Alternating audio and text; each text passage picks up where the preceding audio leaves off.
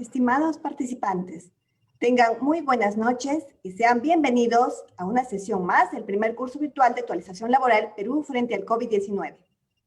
Hoy vamos a realizar la sesión número 13. Este es un esfuerzo realizado por los integrantes de la Comisión de Derecho Laboral de la Sociedad Peruana de Derecho.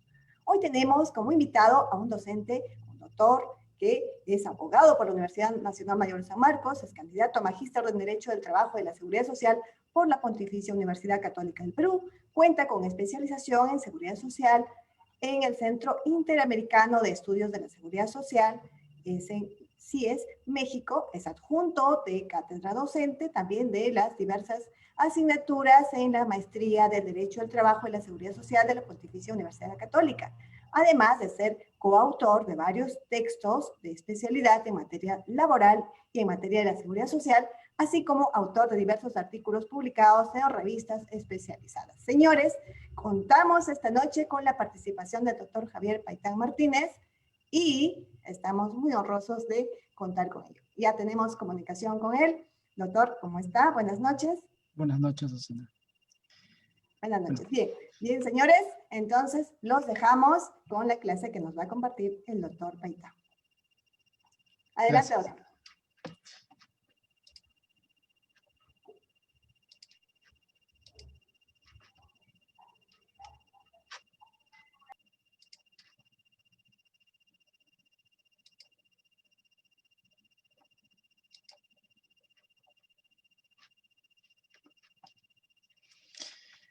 Buenas noches con todos los presentes. Mi nombre es Javier Paitán Martínez, como ya la persona que me ha presentado ha hecho alguna mención. Y básicamente señalar que soy abogado de la Universidad Nacional Mayor de San Marcos y miembro principal del Círculo de Estudios Laborales de la Seguridad Social, también de dicha casa de estudio.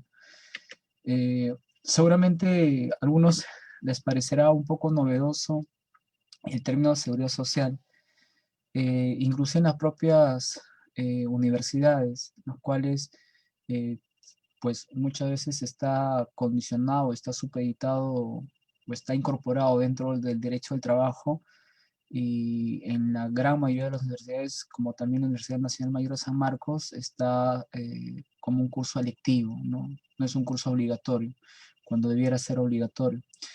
La seguridad social, como su propio término lo indica, seguridad social significa seguridad, protección social a la sociedad, protección para la sociedad, ¿no?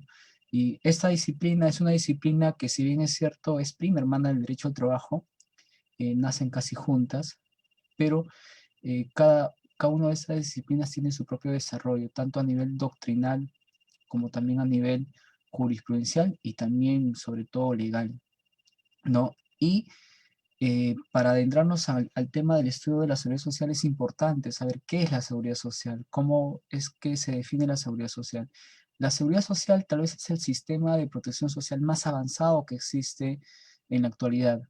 Es el sistema de protección social que viene de la evolución de varias formas de protección, desde el ahorro individual, desde el mutualismo, el asistencialismo, la beneficencia, así como también los seguros sociales, ¿no? Los seguros sociales prácticamente es la puerta de ingreso a la seguridad social. ¿Por qué? Porque la seguridad social lo que trata de brindar o lo que trata de garantizar es atenciones médicas y también ingresos básicos a toda la persona que lo requiera cuando enfrenta ciertas contingencias sociales o riesgos sociales, como también se denomina. Estas contingencias o riesgos sociales son inherentes a las personas, desde que nacen hasta que mueren, inclusive antes de que nazcan y después de su muerte, ¿no? Lo que implica, por ejemplo, que nosotros estamos siempre expuestos al padecimiento de algunas enfermedades, accidentes, y sobre todo el tema de la vejez. Ese es un hecho cierto, no es incierto, porque todos vamos a llegar a la etapa de la vejez, todos vamos a tener 65 años, bueno, esperemos llegar a esa etapa, como también otras contingencias que son inciertas, el desempleo, ¿no? O también la muerte, sobre todo producto pues de los accidentes, las enfermedades que uno puede padecer, ¿no? Estos son denominados contingencias sociales que están presentes en la vida de cada uno de nosotros y que requieren de alguna otra forma un mecanismo que permita de alguna otra forma paliar esas situaciones, ¿no? Ya sea a través del otorgamiento de prestaciones médicas, que sobre todo están referidas al pago de una pensión periódica, ya sea temporal o permanente, o a través de brindar ciertos servicios médicos, ¿no? Atenciones médicas. Ahora, este tipo de prestaciones, que son las más conocidas como son salud y pensiones, tratan de alguna u otra manera mantener, según la doctrina se dice que trata de elevar, pero en la realidad vemos que una vez que tú sufres este tipo de contingencias es muy difícil que puedas elevar tu calidad de vida. Lo que tal vez sería es mantener la calidad de vida, ¿no?, de las personas. Y es razón por la cual este sistema de protección social, ya sea a través de ordenamiento jurídico internacional, los tratados de derechos internacionales, así como también el ordenamiento jurídico interno a través de las constituciones políticas de determinados, de casi todos los países, es que se reconoce como un derecho humano social y a la vez también como un deber, porque este derecho no solamente implica que sea reconocido para todas las personas, sino que también implica una participación por todos nosotros como sociedad. Y también es importante señalar que este sistema de protección social no hace distinciones, es decir, se otorga a toda persona miembro integrante de una sociedad, sin distinción de la raza, color, edad, religión, condición económica o de cualquier índole. Es por tal razón que la seguridad social, eh, como un mecanismo de protección social y como lo señalaba, pues es un derecho humano fundamental, es un derecho que es indispensable para el respeto a la dignidad humana, así como también es un derecho irrenunciable y también inalienable, ¿no? Y eso deviene de la lectura de los artículos 10, 11 y 12 de la Constitución de 1993. También hay que señalar que la constitucionalización de la seguridad social se da con la Constitución del año 79, pero también deviene de la lectura de los artículos 22 y 25 de la Declaración Universal de Derechos Humanos. Y no olvidemos también señalar que el convenio 102, las normas mínimas de la seguridad social, establece de alguna otra forma este tipo de alcances en lo que se refiere a la seguridad social, así como también la recomendación 202 que establece los pisos de protección social, ¿no? Como se podrá dar cuenta, la seguridad social es un derecho de todas las personas y que está reconocido no solamente en tratados de derechos internacionales como también en la Constitución. Ahora, esta institución, esa disciplina se rige por principios, principios que son los pilares que de alguna otra forma también la definen, ¿no? Eh, Prácticamente encontramos 5 principios fundamentales, como es el principio de la universalidad. ¿Por qué universalidad? Porque lo que se pretende con la seguridad social es brindar protección social, tanto en salud como en pensiones, a todas las personas sin distinción alguna. También encontramos el principio de solidaridad. ¿Por qué solidaridad? Porque a través de la solidaridad es que se busca la participación de todas las personas en su financiamiento. Esto no es un tema de asistencia, esto no es un tema de caridad, sino que nosotros como miembros integrantes de una sociedad tenemos de alguna otra forma que participar en el financiamiento sostenible, sostenido en el tiempo de este sistema de protección social. Y ya claros ejemplos pues lo encontramos fundamentalmente en los países desarrollados, los cuales tienen sistemas de seguridad social, las cuales inclusive hay impuestos creados única y exclusivamente para poder financiar estos sistemas y presentar algún tipo de contingencias, las señaladas, invalidez, accidente, vejez, principalmente, es que este mecanismo de protección social se activa, ¿no? En el caso peruano todavía no tenemos este tipo de solidaridad porque nuestro sistema de protección social está enfocada prácticamente a la clase trabajadora y por ende este financiamiento, esta participación básicamente viene de la fuerza laboral, ¿no? Quienes aportan y que también lo vamos a ver a continuación, tanto en salud como en pensiones. Y además también está el principio de integridad. ¿Qué quiere decir el principio de integridad? Integridad implica que esas prestaciones, tanto de salud como de pensiones, sean íntegras, sean brindadas de manera inmediata una vez que se presente esta contingencia, ¿no? Además también encontramos el principio de unidad. El principio de unidad implica que este sistema de seguridad social esté bajo la administración de un único ente, y sobre todo bajo la garantía del Estado, porque el Estado al final es el primer y último garante en este servicio público, que algunos lo denominan así, de la seguridad social. Y finalmente también encontramos el principio de la internacionalidad. Con este principio de la internacionalidad, lo que se busca es que todas las personas, sin perjuicio en el lugar en el cual se encuentren, a través de la suscripción necesariamente de convenios entre los países como partes, puedan también gozar de las prestaciones de salud como de pensiones, en tanto pues padezcan una contingencia y no se encuentren en el Perú. Nosotros, por ejemplo, tenemos un convenio con España, pero que en la práctica, debido pues a su prácticamente poco uso o no hay un fomento de ello, pues no se puede tampoco hablar mucho de este principio en el caso peruano. Pero sí, estos 5 principios son los que también definen a la seguridad social como un derecho humano social. Hablaba de la constitucionalización de la seguridad social que se dio en el año 79 y ya posteriormente con la constitución del 93 pues se precisan sus alcances y se señala que la seguridad social es un derecho de todos, pero que su acceso es de manera progresiva.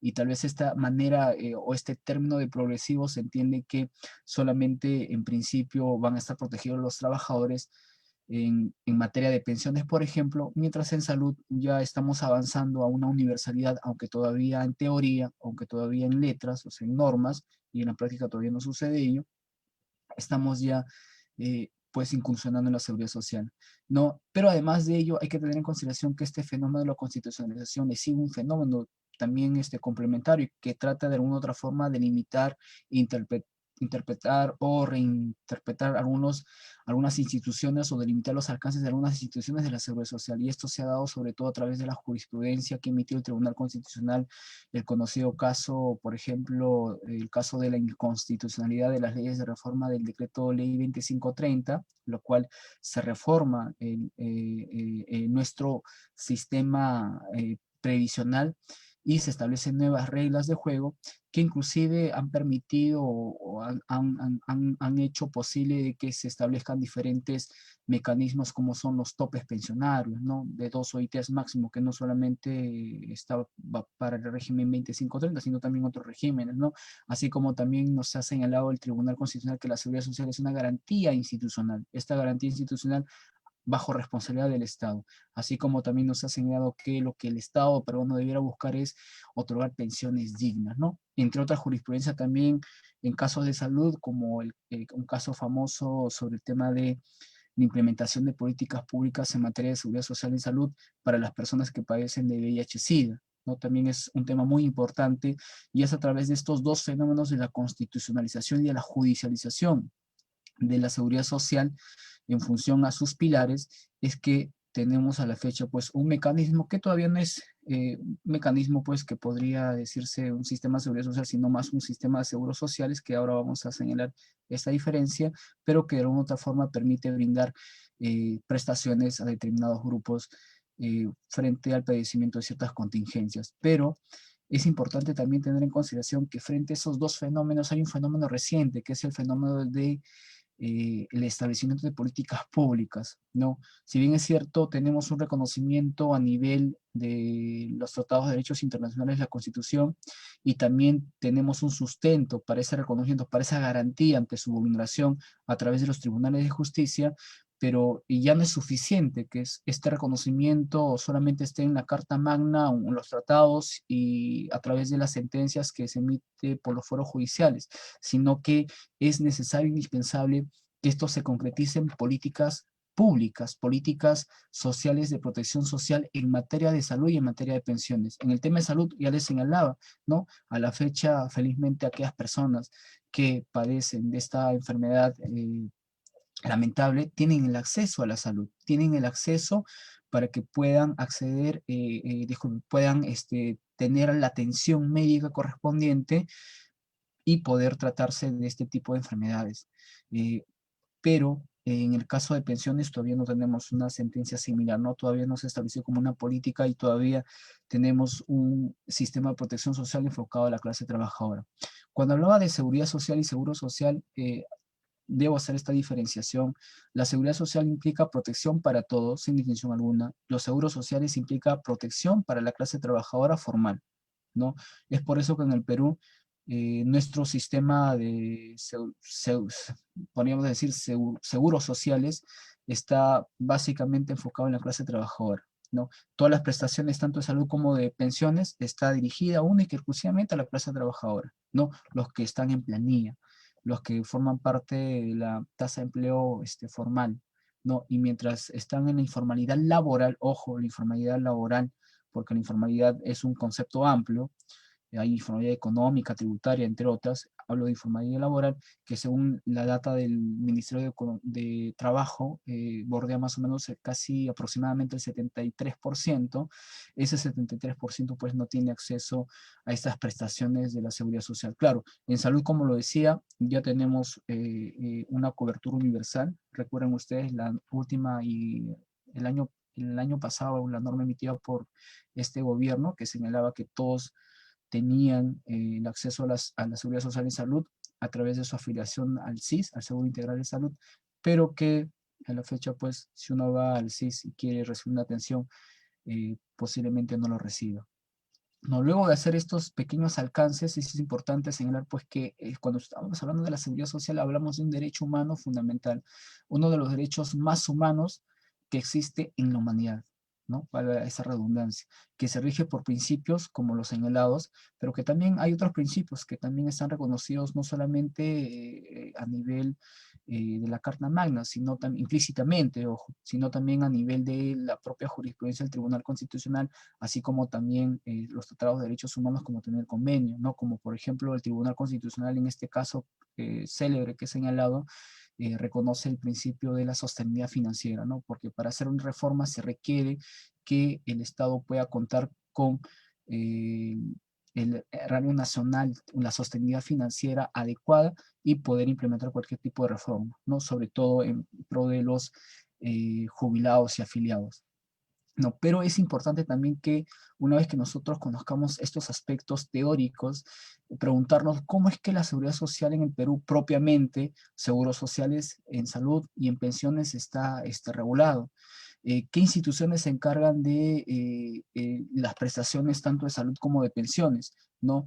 Eh, Antes de ello es importante también hacer esta precisión que a nivel constitucional se permite la coexistencia de sistemas públicos como también sistemas privados, tanto en salud como en pensiones, y lo vamos a ver más adelante.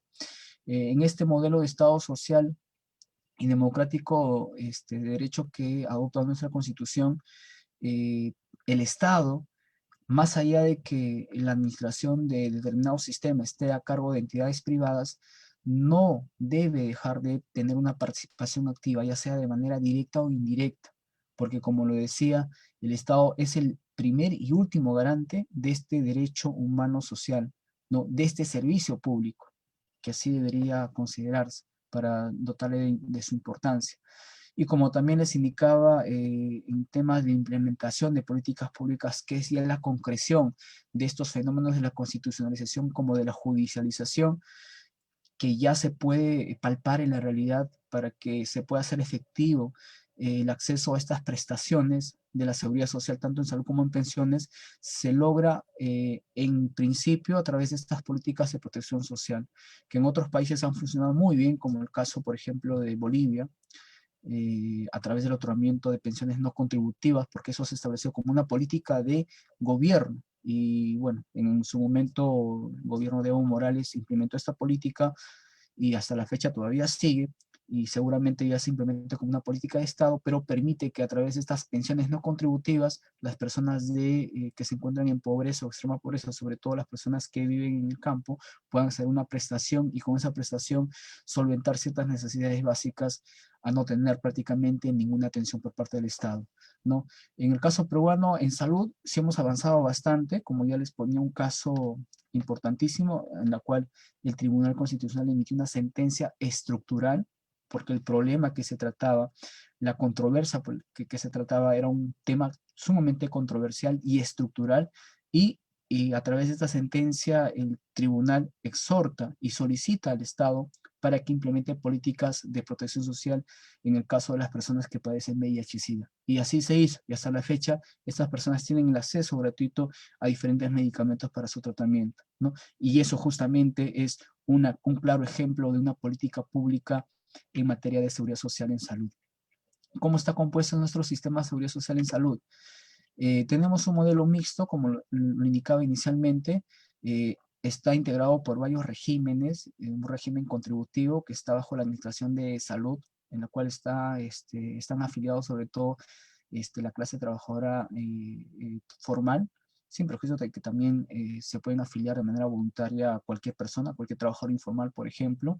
Los sistemas semicontributivos a través de planes de salud muy básicos o subsidiados totalmente por el Estado, el SIS, ¿no?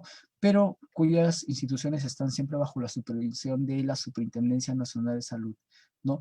Como podemos ver, aparentemente tenemos un sistema ya de seguridad social en materia de salud, pero que todavía está enfocado básicamente en el caso de salud. El salud tiene mayor atención que el SIS, ¿no? Inclusive en el tema del personal. El salud tiene mayor atención, inclusive tiene bastante privilegios para que se emitan normas en favor de su personal, para que puedan pasarse de régimen casa a régimen 728, que es algo que en realidad técnica y legalmente inviable, pero políticamente sí, todo se puede, el Congreso todo lo puede hacer. Pero el SIS, por ejemplo, poco o nada de atención recibe. Claro, se emiten las normas, pero ¿qué pasa con la infraestructura? ¿Qué pasa con el personal que labora en el SIS? ¿Es el personal mejor pagado? ¿Debiera ser el personal mejor pagado? Lógicamente sí, ¿no? ¿No? Y podemos darnos cuenta que al tener un sistema complementario, tenemos básicamente esta estructura, ¿no? Que he tratado de hacerlo un poco más visible. Tenemos un plan de aseguramiento universal en salud, ¿no? Que está constituido por un régimen contributivo, el cual está el Seguro Social de Salud, los servicios sanitarios de las fuerzas policiales y las fuerzas armadas, así como también un régimen semicontributivo, un régimen subsidiado, ¿no? El régimen subsidiado está a cargo del Ministerio de Salud a través del SIS, ¿no? Y todos estos regímenes, ya sea contributivo, semicontributivo, subsidiado, está bajo la supervisión, también en teoría, de la Superintendencia Nacional de Salud, ¿no? Que tiene la función de vigilar que de esas instituciones encargadas de brindar las prestaciones de salud de la seguridad social puedan cumplir su función a cabalidad. Claro, en el tema de la pandemia, lamentablemente, pues, en el caso de las clínicas, con el cobro oneroso y excesivo de las pruebas o con solamente acceder desde ingresar o desde preguntar en recepción, pues ya empezaban a facturar, ¿no? Que es totalmente inaudito, ¿no? Siempre las clínicas, y lo tengo que decir, lamentablemente a la Seguridad Social en Salud lo toman como una mercancía, ¿no?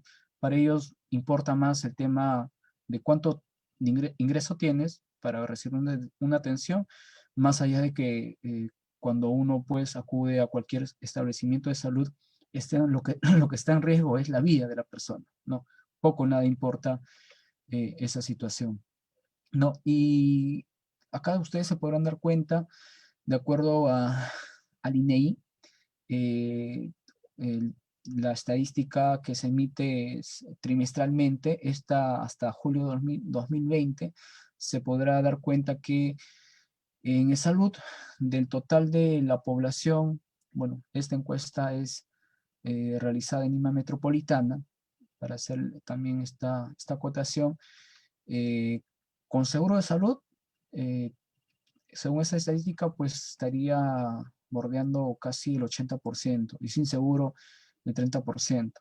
Claro, eso es decir con seguro, pero quienes acceden a la atención debidamente, ese es otro tema, ¿no? Que seguramente también en otras estadísticas o en los medios de comunicación también ya se podrá uno dar cuenta, o inclusive cuando uno va a un hospital o al mismo de salud, ¿no? Pedir una cita en la salud pues es prácticamente como pedir que te atiendan, sacas la cita hoy y te atienden pues de acá 3 meses, 4 meses, ¿no? Situación un poco catastrófica.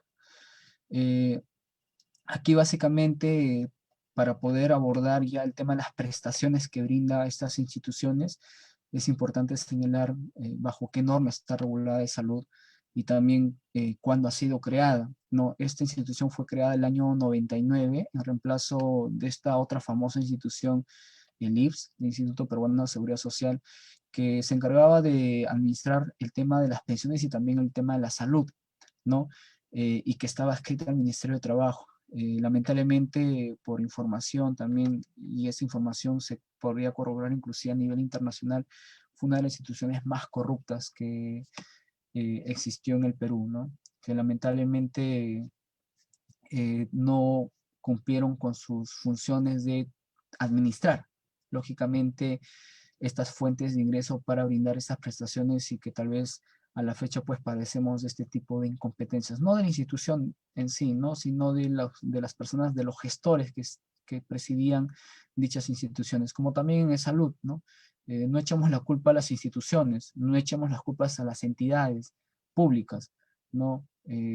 No digamos pues que salud no sirve, ¿no? También me corrijo, sino las personas que están a cargo de su administración, las personas que están a cargo de su gestión, que lamentablemente, pues, como les indicaba, si tuvieran un poquito de conciencia, un poquito de cultura de seguridad social, sabrían que el cargo que ocupan implica una responsabilidad no solamente para con su institución, sino en realidad para toda la sociedad, ¿no? Porque de por medio está un derecho humano, no cualquier derecho, ¿no? Y como les decía, de salud básicamente protege a los trabajadores dependientes y también a los pensionistas. eh, y de alguna otra forma también se ha implementado este tema del aseguramiento facultativo, es decir, de manera voluntaria, los trabajadores independientes pueden también acceder a la atención de salud, previo el pago, lógicamente, de los aportes que se establezcan en el contrato que se suscriba con el salud. El financiamiento de salud es del 9% por parte del empleador en caso sean trabajadores dependientes y en caso la persona sea ya un pensionista, de la pensión se aporta el 4% mensual, ¿no? Para que se pueda seguir recibiendo las atenciones médicas. Hay que tener en consideración que los aportes en el caso de salud son la principal fuente de financiamiento, son las principales fuentes de financiamiento para poder garantizar las atenciones médicas. Y algunos seguro recordarán sobre el caso de la inafectación de las gratificaciones y de los aguinaldos que se reciben en fiestas patrias y en Navidad, que bueno, todos aplaudían, todos decían, bravo, sí, queremos ingresos, ingresos ahora, un ingreso adicional. Pues bueno, yo les tengo que dar la mala noticia que debido a esa situación es que salud a la fecha está presentando ciertas deficiencias en el tema de su financiamiento, puesto que todo lo que se aporta justamente permite para los que están enfermos, no para los que están sanos, puedan acceder a las prestaciones, ya sea pues atenciones médicas, ambulatorias, operaciones, tratamientos, rehabilitaciones, lo que brinde salud, ¿no? Por eso que ahí justamente implica el principio de solidaridad. La solidaridad no implica de que yo aporto para que yo reciba más adelante a cambio una prestación, por ejemplo, en el tema de salud. Yo lo recibiré en cuanto lo requiera. ¿Pero por qué aporto? No, ahí surge el individualismo, ¿no? Y la solidaridad social está para decirle al individualismo, oye, no seas individualista, tú tienes que aportar porque vivimos en una sociedad. Si todos somos solidarios, si yo siendo sano puedo aportar, aporto cuando tú te enfermes para que tú recibas la atención, ¿no? Así funciona la seguridad social en salud y también en pensiones. ¿Cómo se brinda la protección por parte de salud? A través de las prestaciones de atenciones de servicios de salud y también las prestaciones económicas, conocidas como subsidios. Hay que tener en consideración de que salud es la única institución que otorga los subsidios, las prestaciones económicas. Estas también podrían ser otorgadas por las entidades prestadoras de salud, las famosas CPS, pero está sujeto eso a la suscripción de una póliza y en esa póliza pues ya se establecerán las condiciones, como también en el tema de los afiliados potestativos. En los afiliados potestativos, de acuerdo al plan que se elige, se establece un aporte mensual y seguramente si es que también en algún momento quiere acceder a algún tipo de subsidio, también corresponderá pues el pago de la prima correspondiente, ¿no? Hay que tener en consideración eso. El financiamiento que se da ese 9,4% está bajo la administración de la SUNAT, ¿no? Por eso que a veces cuando existen pagos indebidos, irregulares, normalmente los trámites se realizan a través de dicha institución. Las prestaciones de salud más conocidas son las que se señala ahí, las de salud, las de bienestar y promoción, las económicas, las actividades de riesgo, ¿no? Es importante que se pueda tomar en consideración que lo más importante y lo que normalmente siempre es recurrente es los subsidios por parte de salud. Y también hay que tener en consideración que el marco normativo que regule estas prestaciones está pues al amparo de estas normas, ¿no? Que he tratado de elaborarlo lo más actual posible, sin incorporar la normativa que se ha emitido en esta pandemia que todavía estamos padeciendo.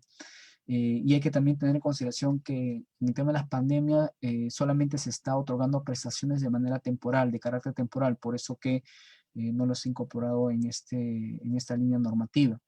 No, porque una de las prestaciones, por ejemplo, era el pago de los subsidios para aquellos trabajadores que estaban suspendidos, que estaba bajo cargo de salud, pero también déjenme decirles que lamentablemente en materia de seguridad social en salud, básicamente la atención ahora que se está brindando son las de el tema de las atenciones médicas y las económicas, pero las económicas básicamente dirigidas a los trabajadores formales, ¿no?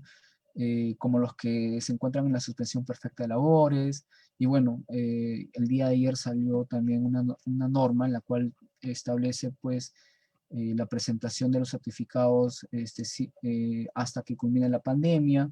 Si bien es cierto, se tenía 30 días para presentar dichos certificados y puedan acceder también a los subsidios u otros beneficios que también se reconocen, entre los cuales están las licencias. Pero tal vez lo más importante en el caso del marco normativo de las prestaciones es esta directiva de la 015 del año 2014, la cual se establece ciertas modificaciones para la emisión del certificado de incapacidad temporal para el trabajo, que sirve sobre todo para el goce de la licencia y también de los subsidios, la emisión de los certificados médicos por maternidad y la validación de certificados médicos cuando antes se hablaba de canje de los certificados, ¿no? Y rápidamente paso a mencionar qué son las prestaciones económicas, los subsidios. Justamente como su definición lo señala, son paliativos que presentada la contingencia, ya sea el tema de la invalidez, la maternidad principalmente, de alguna otra forma tratan de otorgar un ingreso, una transferencia económica para que el trabajador o la trabajadora pueda de alguna otra forma subvencionar los gastos que se requieren en ese momento, ¿no? Por eso que es importante que estos subsidios se otorguen en tiempo real, porque en caso de otorgarse pues luego del trámite que normalmente siempre se demora ante salud o en todo caso ante las propias instituciones, el empleador, por ejemplo, la emisión de ciertas documentaciones, lo que fuese, impide que muchas veces estos subsidios se otorguen de manera inmediata, ¿no? Y con ello no se estaría cumpliendo también con el principio de integridad, ¿no? Que la prestación se brinde en el tiempo real en el cual se padece la contingencia.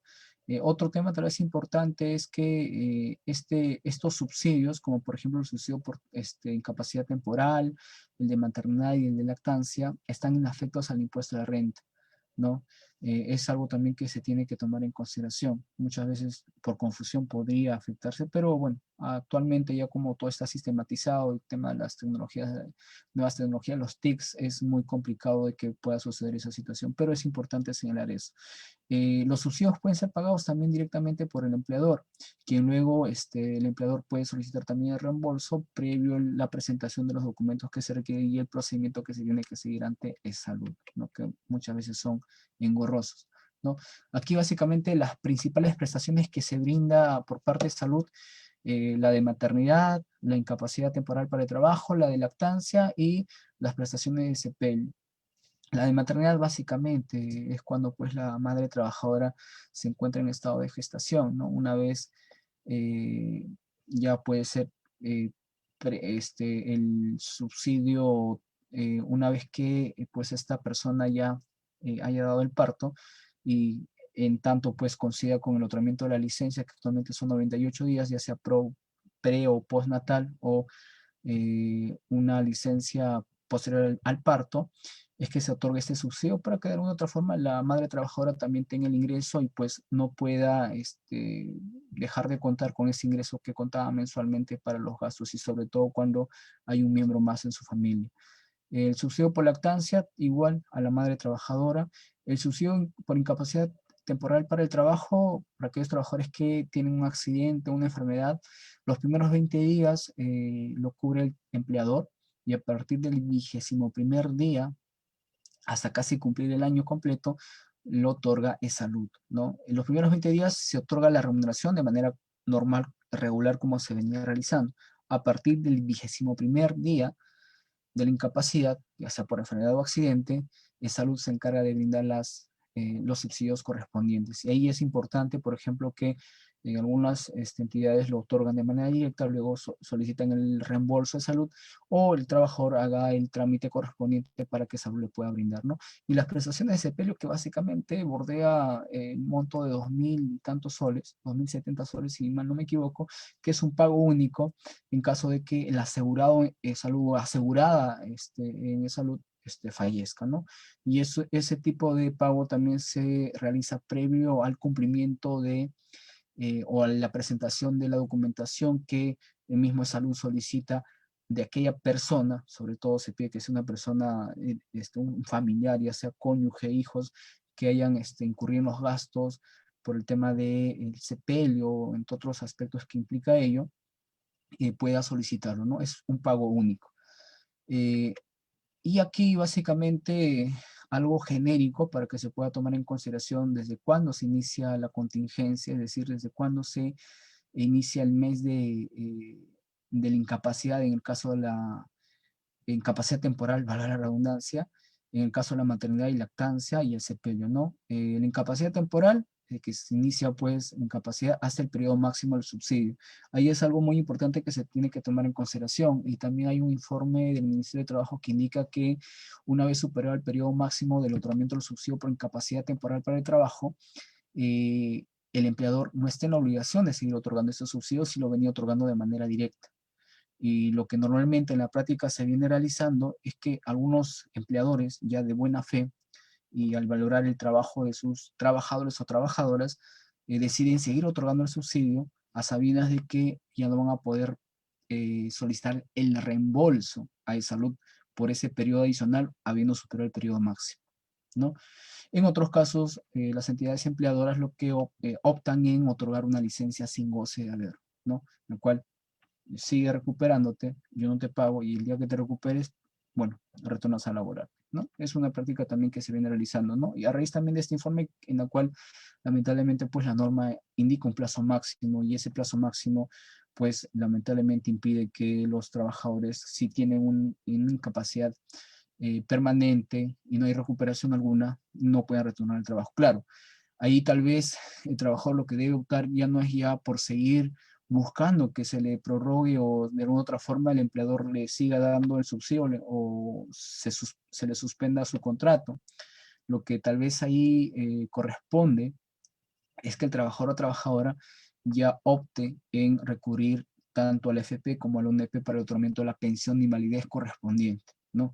Porque si ya no puede seguir laborando, ya no puede reincorporarse a su centro de trabajo, pues definitivamente la incapacidad, la contingencia de la invalidez producto de una enfermedad o un accidente de trabajo, pues va a ser ya permanente. Y ese tema de permanente implica acceder a esta prestación, esta protección, ya no ya a través de las prestaciones de salud, sino a través de las prestaciones económicas a cargo de la ONP o de la AFP, como lo vamos a ver más adelante. El tema de la maternidad, pues el mes en que se inicia el periodo de descanso, ¿no? Eso ya es un tema ya regular conocido, y también el tema de la lactancia, el mes del nacimiento del hijo del asegurado titular, ¿no? O la madre trabajadora, ¿no? Y el sepelio desde el momento del fallecimiento del titular, ¿no? Y aquí básicamente algunos aspectos que se deben tomar en consideración: el tema de quienes cuentan con las prestaciones, casi en realidad todos los trabajadores, y ahí hay que sí hacer esta precisión de que los pensionistas de jubilación, incapacidad y sobrevivencia, pues ya no cuentan con ese tema de la incapacidad temporal y menos de la maternidad, porque no son trabajadores activos, pero como ustedes se podrán dar cuenta, el listado de trabajadores sí, la gran mayoría accede a ese tipo de prestaciones económicas que son los subsidios, ¿no? Algunas condiciones que se tienen que tomar en consideración para el acceso a la incapacidad temporal es que se tienen que tener, por ejemplo, 3 meses de aportación consecutiva de salud, o 4 meses no consecutivos dentro de los 6 meses calendarios a mes en que se inició la contingencia, ¿no? Tener el vínculo laboral al momento del goce de la prestación, es decir, ser un trabajador en actividad, lógicamente un trabajador en planilla, ¿no?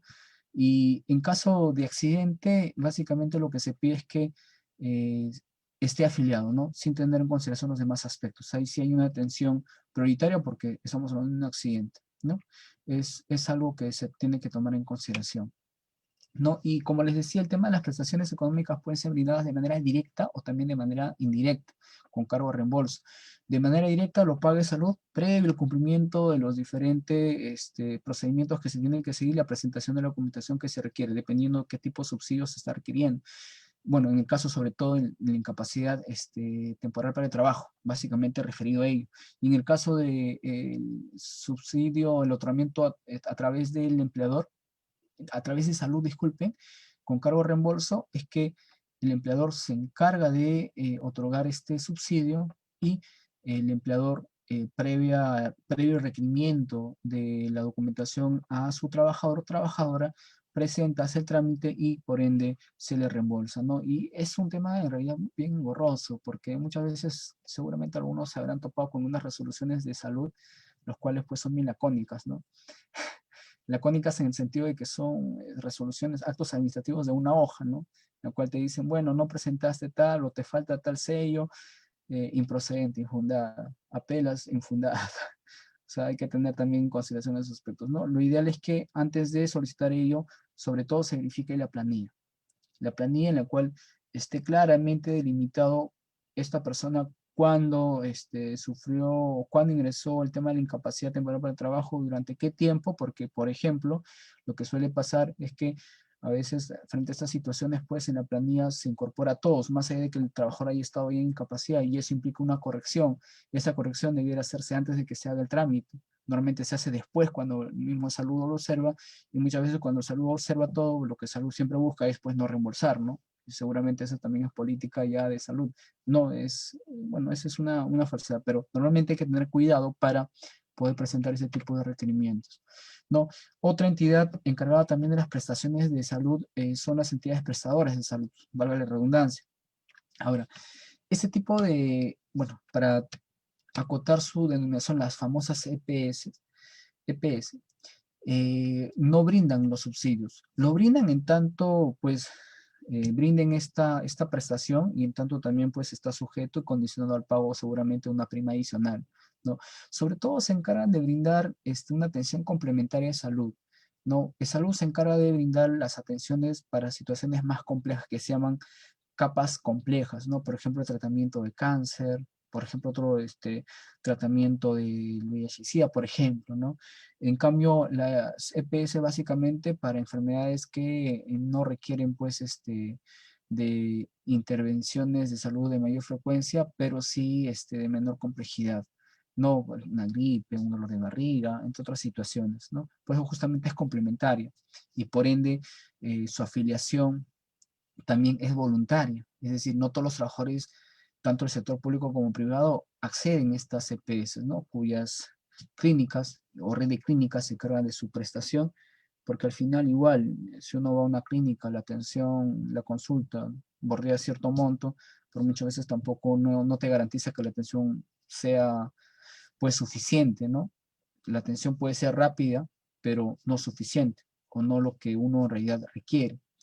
Estas EPS nacen con la Ley de Modernización de la Seguridad Social, ¿no? Esta ley que nace en el año 1998. Eh, en la actualidad encontramos pues 4 EPS que están operando, ¿no? RIMAC, Pacífico Salud, Mafre, Perú y la Positiva Sanitas, ¿no? Dentro de los cuales pues ofrecen estos productos a las entidades empleadoras, y las entidades empleadoras a través de sus trabajadores pues deciden, no todos en realidad, sino de manera voluntaria, acceder a esta prestación, por lo cual del 9% que se aporta hay un porcentaje que se va para el aporte de estas EPS, ¿no? Que también está a cargo del propio trabajador. Eh, Básicamente, como les indicaba, el tema de a quienes protegen las EPS, sobre todo a los trabajadores dependientes, y de manera facultativa también a algunos trabajadores independientes. La contribución es del 25% de los aportes que se destinan en salud. ahí lo señalo y se desdobla, 2.25% se aporta para el EPS y 6.75% se sigue aportando en salud, ¿no? Ahora,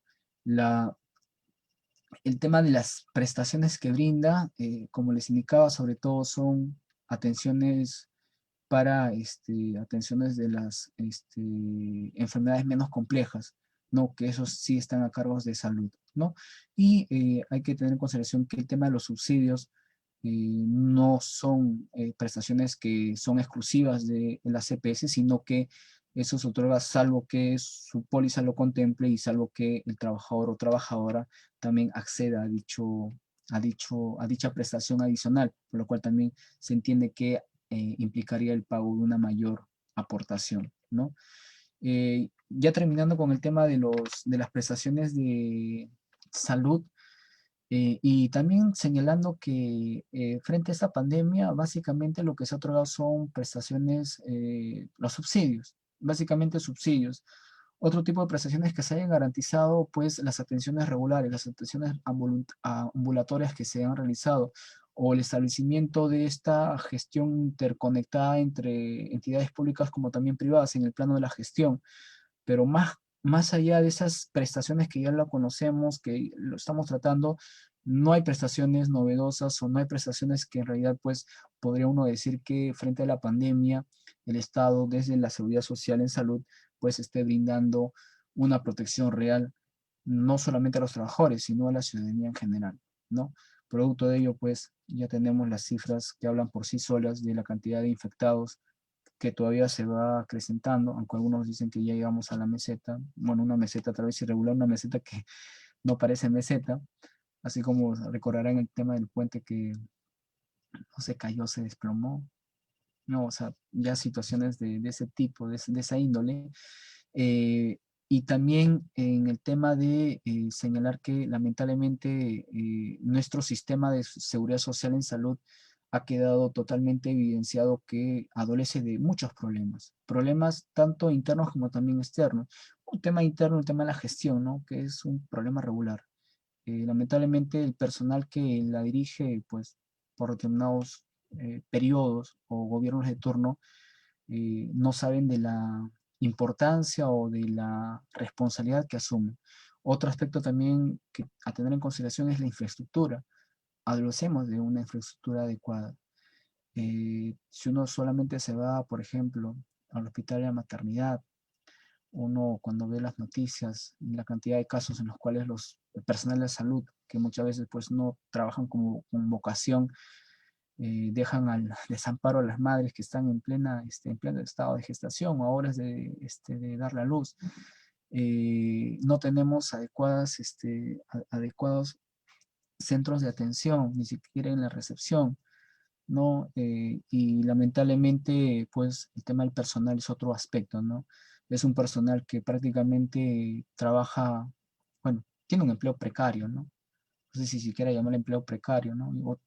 Y también se ha evidenciado que muchos de este personal importantísimo, importante, vital para hacer frente a esta pandemia, ni siquiera tenía un contrato laboral, locación de servicio, ¿no? O sea, sin las condiciones de seguridad y salud en el trabajo, sin las medidas de protección social adecuadas, eh, pues lamentablemente debido a estas situaciones, pues ha generado y sigue generando las miles de muertes en el Perú y sobre todo eh, su desatención, la desvalorización de la seguridad social en salud, que es un tema muy importante.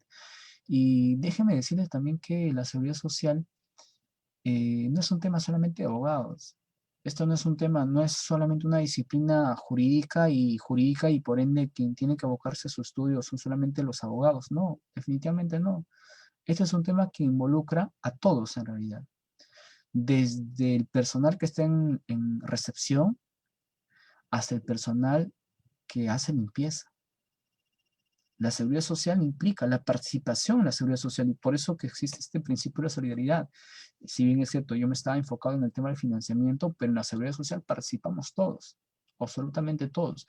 Administradores, contadores, ingenieros, directores, todos, absolutamente todos, ¿no? Pero más allá de ello, Lo que quería mostrar en estas últimas figuras en cuanto al tema de la prestación de salud es básicamente pues algunos aspectos que se tienen que tomar en consideración en cuanto al requerimiento o al cuestionamiento de las resoluciones que emite salud que tienen que ver con el reembolso por pago de subsidios, ¿no?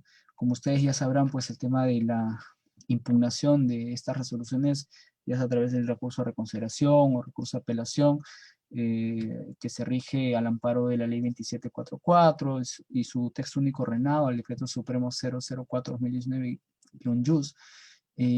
Más allá de este aspecto legal, es importante y un consejo evaluar el tema del costo y beneficio, ¿no?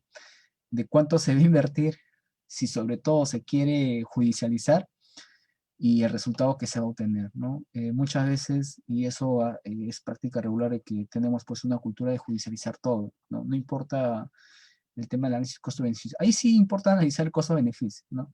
Porque muchas veces, como les digo, por equivocaciones que posiblemente pueden ser subsanadas, pues lamentablemente salud ya no cambia de criterio y eso se judicializa. Y a nivel judicial, como ustedes sabrán, y sobre todo frente a esta pandemia, y bueno, adicionemos a eso, pues el tema de las huelgas, los paros que son comunes también en el PJ, en el Poder Judicial. Recuerden ustedes que normalmente en noviembre, diciembre están siempre ellos parando, siempre, siempre, casi siempre, todos los años eso es regular. Y bueno, hacer este análisis para poder ver si conviene o no conviene cuestionar ello. Y alguna jurisprudencia relevante sobre el tema de las prestaciones económicas, sobre el tema de los subsidios, ¿no? Estas figuras espero que lo pueda compartir la Sociedad Peruana de Derecho para que ustedes lo puedan tener en consideración. Una sentencia, en este caso de un despido por no hacer la entrega oportuna del certificado de incapacidad temporal para el trabajo, bueno, eh, el dinero, ahí se señaló, el dinero fue entregado voluntariamente por el empleador y no existía pues apropiación, porque el tema de la entrega de el certificado de incapacidad temporal para el trabajo, eso es una obligación en realidad del trabajador y su no entrega podría conllevar, ¿no? Porque muchas veces para solicitar el reembolso se requiere dicha documentación para su presentación de salud y lamentablemente pues sin esa documentación también se genera un perjuicio para el empleador, ¿no? Es un caso muy interesante, yo les sugiero que lo puedan leer y cada uno puede sacar su conclusión, más allá del resultado, más allá del pronunciamiento final que se haya tenido. Otro aspecto también importante a tener en consideración es el tema de la negativa de reembolso del subsidio por incumplimiento del pago de aportes. Ese es un aspecto muy interesante porque en esta casación lo que se señala al fin y al cabo es que eh, el tema del incumplimiento, o en realidad existe una obligación inherente de todos los empleadores en estar al día en el pago de los aportes. Y eso es muy importante que las personas que manejan planillas, sobre todo los contadores, administradores, puedan tener en consideración, porque el incumplimiento de ello, pues como lo hemos señalado dentro de las condiciones, los 3 meses de aportes consecutivos, o los 4 meses no consecutivos dentro de los 6 meses de producido, el inicio de tema de la incapacidad o maternidad, implica muchas veces el desconocimiento de este derecho, ¿no? Por parte de salud, ¿no? Y finalmente una sentencia, también para que lo puedan leer, es sobre el tema de la desvinculación por la declaración de incapacidad no temporal. Eh, es un tema en realidad bien controversial, porque ustedes, algunos documentos que emiten, o sea, estos declaraciones muchas veces señalan que estos actos médicos no son actos administrativos. Y al no ser actos administrativos, no se pueden cuestionar. Claro, existe tal vez un nivel superior que sí puede revisar dichos actos médicos. Y en realidad cuestionar un acto médico a través o amparándose en la impugnación como un acto administrativo resulta también muchas veces controversial, ¿no? Y en este caso, no solamente esta sentencia, sino hace poco también vi otras sentencias que el tema de estos documentos, al no ser actos administrativos, pues muchas veces solamente pueden pedirse en cuanto a su revaluación y la revaluación no necesariamente implica pues un cambio de posición a lo que ya se había emitido inicialmente, ¿no? Y en ese sentido es que hay que tener en consideración que estos pronunciamientos son pronunciamientos de casos muy aislados que de alguna otra forma tratan de tal vez ratificar lo que ya se ha establecido a nivel normativo, ¿no? Pero sí sería necesario tal vez tener una mayor producción en cuanto a esos temas, ¿no? Pero sobre todo, como le decía, el análisis de los costos, beneficio, pues muchas veces no implica llegar hasta esas instancias, ¿no? El tema de la seguridad social en materia de pensiones. En materia de pensiones, como les indicaba ya inicialmente, tenemos más con sistemas de seguridad social, sistemas de seguros sociales, ¿no? Porque como ustedes se podrán dar cuenta, tenemos dos sistemas claramente diferenciados, un sistema público y un sistema privado. Dentro del sistema público encontramos varios regímenes previsionales. La más conocida, el régimen del Sistema Nacional de Pensiones, SNP, que está bajo la regulación del Decreto Ley 1990, pero además de este régimen encontramos otros regímenes que son ya de carácter especial, ¿no? Como por ejemplo el régimen de las pensiones militares policiales, así como también de los funcionarios diplomáticos y como también de los servidores y funcionarios del Estado, que en su momento y es un régimen cerrado, pero que todavía existe gente que está en este régimen del decreto ley 2530, conocido como la cédula viva, ¿no? Que otorgaba pensiones nivelables o pensiones con efecto espejo, ¿no? Pero además también tenemos un sistema privado de pensiones. Este sistema privado de pensiones, a la fecha, si bien es cierto, nace en el año 92 y trata de reemplazar al sistema público de pensiones, situación que no se consigue, eh, pero a la fecha, desde el año 2016, con la emisión de la ley 3425 y su modificatoria, sí está en un proceso de construcción, y más aún con la emisión de los últimos decretos de urgencia emitidos en esta pandemia generada por el COVID-19, además también con la ley que el Congreso de la República aprobó y con el proyecto de ley que ya está en marcha. Seguramente el Congreso pues quiere más aplausos y lo que busca es prácticamente pues retirar el 100% de los fondos que están en las cuentas individuales de capitalización eh, de sus afiliados, de los afiliados a las AFPs, ¿no? Y digo de construcción en el sentido de que no se está aquí reconstruyendo las AFP, porque las AFPs tienen, pues como ustedes sabrán, son un grupo de empresas, y al ser un grupo de empresas, pues su giro, su negocio está diversificado, no solamente se dedican a administrar pensiones, aportes, ¿no? Los aportes de que más o menos oscilan casi 13% cada trabajador, o también trabajador independiente, dependiendo qué tipo de producto requiere. Lo que se está aquí dañando, cuando hablo de construcción, no son las FP, sino son los sistemas de pensiones propiamente.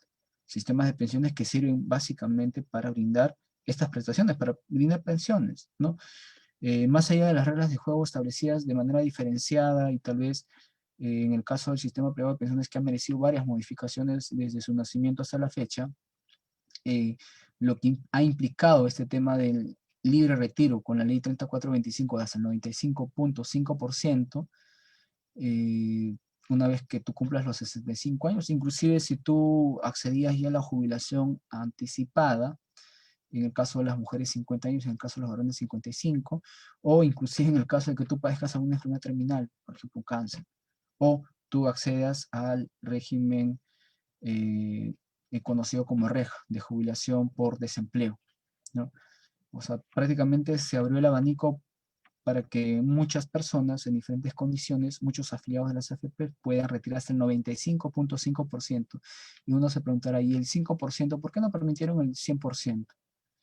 eh, no ha habido ningún estudio técnico, tampoco existe un estudio técnico del por qué se decidió el 95.5%. Seguramente el señor Johnny Lescano, conjuntamente con su grupo que incentivaron o que promovieron la promulgación de esta norma, porque ellos pues decían que defendían los derechos de los afiliados, pero bueno, si tú retiras el 95.5%, el 5% no se iba. Esta norma, la 3425, no decía nada. Ya con la 3478 se trató de paliar este vacío normativo y se señaló que ese 5% iba para salud, para que salud te siga brindando las atenciones médicas que tú requerías. Y lógicamente, uno llegado a los 65 años, 50, 60 años, pues es la edad en la cual las personas requieren mayor atención médica. No, uno no que tenga 30 años, 20 años, 18 años. Pero bueno, retiro el fondo de 95,5%, el 5% para salud, para todavía recibir algo de atenciones de salud, pobre salud, desfinanciado totalmente por todos lados. 5%, imagínense, 5% para una persona que, por ejemplo, tiene 70 años y vive 30 años más, y esta persona durante los 30 años diario tiene atenciones médicas, ¿no? O sea, totalmente indignante esa situación. Pero además de ello, ¿qué pasa si sacan ese fondo? Y después, ¿quién se preocupa por su protección? El señor Johnny Lescano. El señor Johnny Lescano y otras personas le van a brindar la protección, les van a brindar pensiones. Actualmente el señor Urresti, que nuevamente pidiendo aplausos, y bueno, lamentablemente pues no sabemos cómo es que ellos piensan, no sabemos si tendrán asesores o tendrán personas que los rodean y que puedan explicarle cómo funcionan los sistemas de pensiones o cómo funciona la seguridad social igual. Todas las personas que están sacando y que ahora se pretende sacar el 100%, estas personas cuando retiren ese fondo lo gasten, ¿qué protección van a recibir? Claro, seguramente me dirán y me responderán, las FP brindan pensiones mínimas, ínfimas, que prácticamente no dan para nada. Es así como el tema de los, este tema de los huevos y las gallinas, ¿no? Tú das las gallinas y quien tiene las gallinas también se queda con los huevos, pero tú además de darle la gallina y también quedarse con los huevos, también tú le ofreces que vas a cuidar de su comida, o sea, te haces cargo también de la comida de las gallinas. Así funcionan las FPs, ¿no? Eso es cierto, pero lo ideal no hubiera sido modificar más bien esas reglas de juego para que estas AFP sí cumplan con su función. Es decir, si tanto las AFP dicen que generan rentabilidad, entonces en buena hora que generen rentabilidad y en buena hora se hagan las modificaciones correspondientes para que estas personas, más allá de retirar su fondo, porque eso no es seguridad social, no es seguro social, no es nada de pensiones,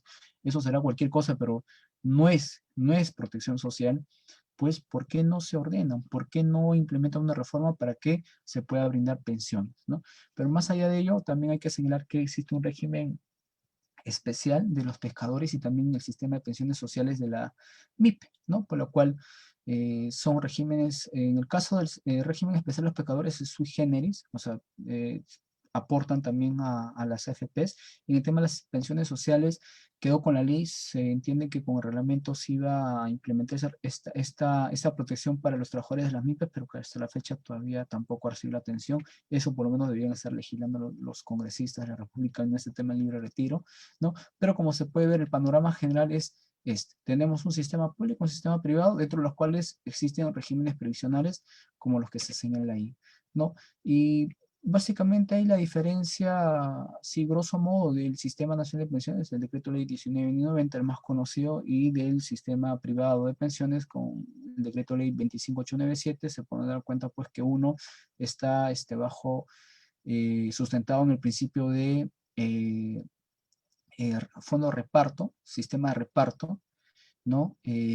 O también lo denominan fondo de capitalización colectiva, administrado por la ONP. En cambio, las AFPs están bajo este principio de la capitalización individual, a cargo de las mismas AFPs, cuyos aportes, pues, en el caso de la ONP es del 13% mensualmente el ingreso que se percibe mensual, y en el caso de las AFPs bordea el 13%, porque eso depende de la AFP. En muchos casos puede ser 12.9%, 12.3%, por eso que digo 13% aproximadamente. En el tema de la otorgación de las pensiones mínimas, ahí las cifras me ha faltado actualizar. En el caso de la pensión mínima, actualmente es aproximadamente 500 soles y la pensión máxima bordea casi los 900 soles, ¿no? Pero el cumplimiento de ciertos requisitos. El acceso a esas pensiones, pues se da como el tribunal en su momento lo señaló. Si bien es cierto, estamos hablando del derecho a la pensión como un derecho fundamental, este derecho fundamental a la pensión es de configuración legal. Y al ser de configuración legal, pues legalmente se establece cuáles son los requisitos que se establecen para que se pueda gozar una pensión de jubilación, invalidez o sobrevivientes, ¿no? Y en el caso de las AFPs, como les indicaba, ahí también hay que cumplir ciertos requisitos, pero estos requisitos con estas normas que se han emitido a lo largo de este tiempo y sobre todo estas últimas, pues algunos podrían señalar que hay una modalidad más de pensión, ¿no? Que no es pensión en realidad, ¿no? Sino simplemente el libre retiro de los fondos, ¿no? Que es totalmente opcional. Bueno, siempre hay un tema de controversia o un tema de disputa, competencia entre la ONP versus la AFP, y sobre todo esto se da producto del fenómeno de envejecimiento que en el Perú ya está de manera moderada, y en otros países, sobre todo los países desarrollados, ya se ha acelerado, ¿no? Y acá básicamente un recuento que ya les dejo ya y voy a señalar solamente algunos, son las ventajas y desventajas que tiene tanto el sistema como tanto la ONP como la AFP. En el caso de la ONP, lo más resaltante tal vez es que se brinda pensiones vitalicias, ¿no? Pensiones vitalicias que pues se te otorga hasta que tú fallezcas, y si tú falleces, si tienes una viuda o tienes hijos menores de 18 años o mayores de 18 años que estén cursando estudios superiores, le dejas también una pensión de sobrevivencia. En el caso del FP, también podría ser, y eso dependerá mucho del fondo que tú tienes acumulado en tu cuenta individual de capitalización, que más la rentabilidad que tú has generado. Muchas veces estos fondos pues no te permiten gozar una pensión vitalicia, sino básicamente una pensión por determinado tiempo, ¿no? A menos de que tú recurras en una modalidad que es una modalidad mixta. Primero el FP te otorga la pensión por 2 años y luego tú te vas a una compañía de seguros, y la compañía de seguros, de acuerdo al fondo que tú tienes, lo trasladas, te calcula la pensión vitalicia en un monto que muchas veces pues ni siquiera llega a la pensión mínima que te puede dar la ONP, ¿no? Otra de las ventajas es que en la ONP, si bien es cierto, existen topes y también existe pensión mínima, en el caso del FP no existe topes.